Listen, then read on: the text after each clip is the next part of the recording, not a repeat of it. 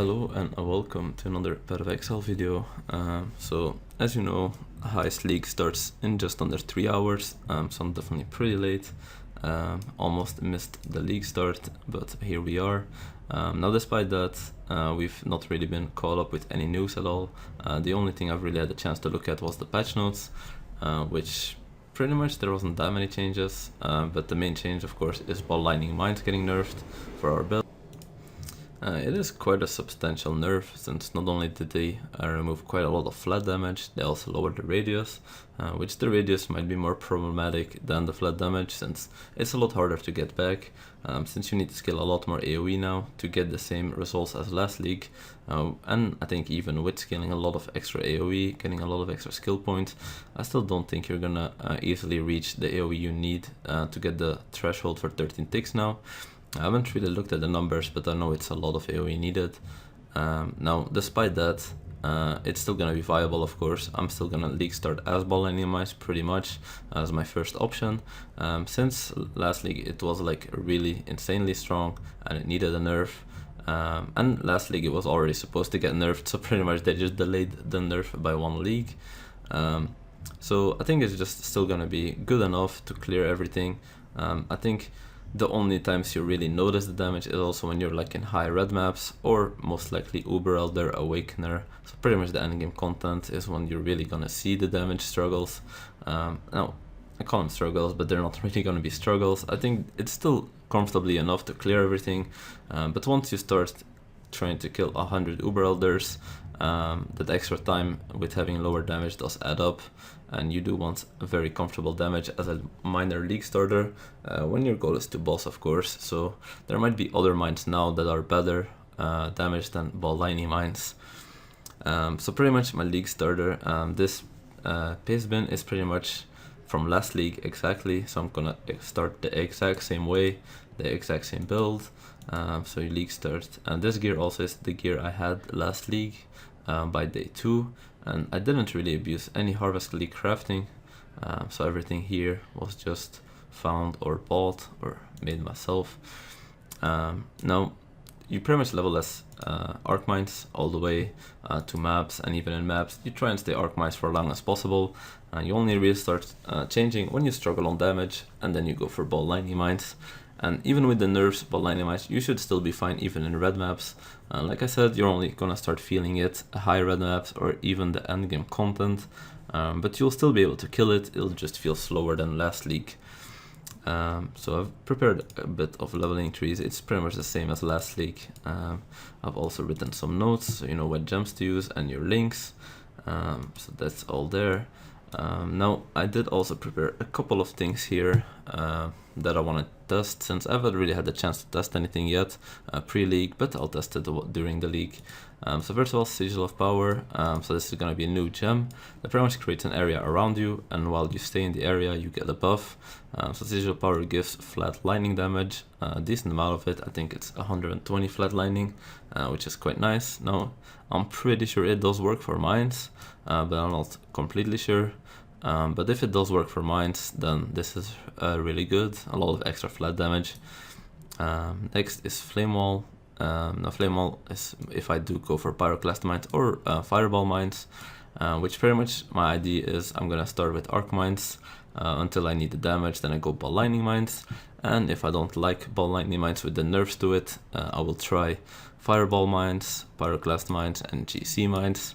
Now each of these, the reason I'm not starting directly with them, because they all have a few things that I don't really like. So of course Pyroclast Mines, I've tested this, it's still good, because nothing changed this league for it, so it's still good despite it being nerfed like a couple leagues ago. But I just dislike the playstyle on it, since the way you have to really play Pyroclast Mines to get the benefit from it is you have to lay all your mines, detonate, wait a little bit, and then start throwing again. While doing that, you'll get a lot of sequence, a lot of mines detonated in sequence, and that's how you really get damage out of Pyroclast Mines.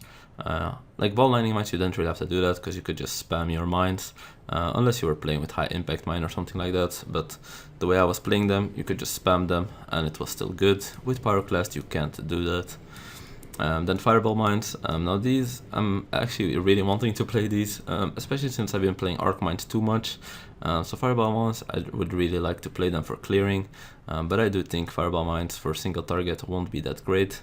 But they do go hand in hand with Pyroclast Mines, so if I decide to just have two setups, I will most likely have Fireball Mines for clear and Pyro for single target.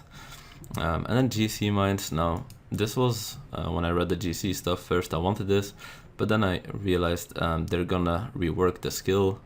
Now it does have a lot of potential, but with reworked skills there's a lot of stuff that we just have to guess on, because you can't really know how it's gonna be. But it does have a lot of potential, a lot of overlap and stuff like that, so maybe GC might be next thing. It looks promising, but of course needs to be tested. So that's the things I'm planning to test. For Flame Wall again, if I go for the Fire Mines, I will use this as well, just a little bit of extra damage. So next is the Mark skills, so pretty much Assassin's Mark, Sniper Mark. You also have Warlord Mark and Poacher's Mark. They pretty much reworked them, so they're not really a curse now, but they're a mark. And you can only have one mark up on one enemy, so it's pretty much it's pretty much a curse for bossing nowadays. Now also, if you have a ring with Assassin Mark on hit, from what I can understand, it can only go on rare and unique enemies, so it would be pretty nice to apply that. Of course this does not work with mines, unfortunately, but I just put it here as a reference to myself, in case I do another build down the league, so I remember. The other marks, they look pretty promising as well, since before bosses had a lot of reduced curse effectiveness, which marks don't have. So when you apply this on a boss, even Deep Delve, they give the example, it will always have the full effectiveness, so that's a big buff already to them. And I think they changed a lot of the numbers around and what they do. So Assassin Mark gives you, I think it's 1.5% base crit, and up to level 20, which gives 50% crit multi as well. And then you have a 5% power charge on hit, so of course this does again not work for mines. Well, the mine would get the power charge, but that's pretty useless. But either way, with mines you already had power charges, so this part is doesn't matter. So Assassin Mark would be good for crit, and then Sniper's Mark is probably the one I will use, since it pretty much makes it so the enemy takes increased damage taken, which is a more multiplier. I mean, also gives you no more knockback, so for some bow builds this is actually pretty useful, quality of life, because it was annoying to always knock back, since I always took this node, King of the Hill, which gives knockback. So that's nice quality of life, but again, not related to mines. But I think with quality and with level 20, it scales up to 49% increased damage taken, which is an insane multiplier, of course. So that's probably going to be the one I use. And then some gems I want to consider. This doesn't really impact. This doesn't impact your damage, but Vitality was changed to give flat life regen, and kind of a struggle on the build was always sustain on a miner if you don't go for mana with Mind Over Matter. So now I might try and fit in Vitality, which is definitely going to be easier if I do go Pyroclast Mines, since then I don't need Rat, so I can easily fit in Vitality. And I was also thinking to stack more life regen with it, but so far I haven't really thought of anything to really give me life regen on top of what I already had.